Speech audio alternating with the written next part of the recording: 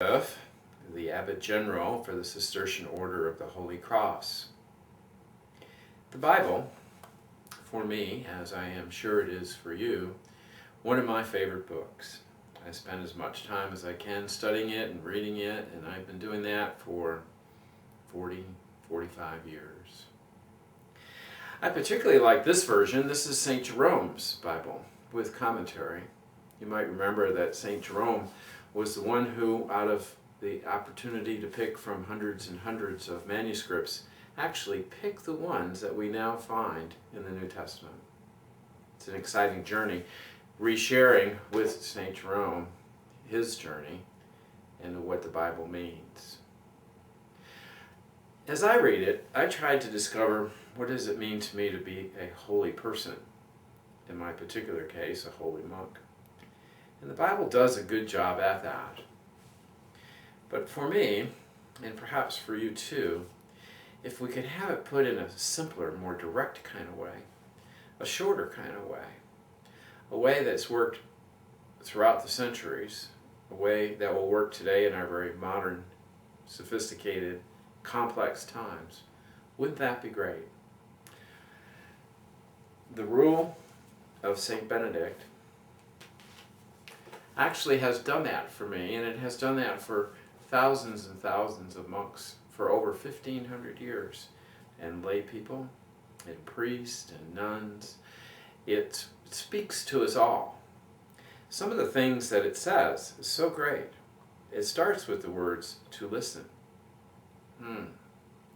Awfully busy these days to spend much time listening, but to cultivate that art, not only to listening to God in the Scriptures, listening to God speaking in us, at least listening to God speaking to us in community, but listening to what's around us and what's in us and the messages that come that way. He speaks of the journey. Now, wouldn't you want to know, where are you on that journey to a spiritual life? And it will give you an indicator where you are now and where you can go in the future. It gives a good discussion on what are the behaviors in each one of those steps. I want to know, how does a holy man comport himself? How does he relate to the world? How does he relate to his family? How does he relate to other monks? And the description of an abbot in here and what the job curtails is identical to what the head of a household in a family curtails. It can tell you as much as how to love your children and your wife as it does to tell you how to love your fellow monks. Very contemporary. How are we to relate to the world? To be in it, but not a part of it? How do we relate to the things in our household and of the world? And even it discussed how you can run your business. Very, very practical, down-to-earth, straightforward. Accompanying that, another favorite of mine is The Life and Miracles of St. Benedict, another small book. And wouldn't you want to know about the fellow that wrote the Rule?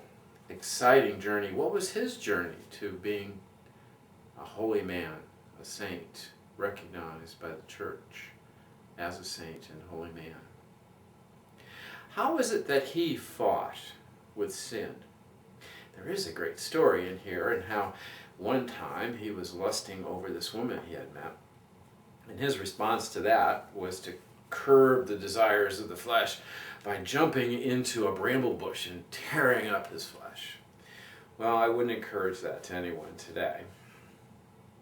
But it does speak about that when we have sin, we should respond to it quickly, effectively, thoroughly, and without hesitation.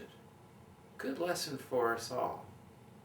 There's another story, how he met with his sister, and we know how families can be and how they want our time, and his sister Scholastica actually, wanted more of his time, and when he was about to leave to return back to the monastery, she prayed, and such an awful storm came up that he could not return.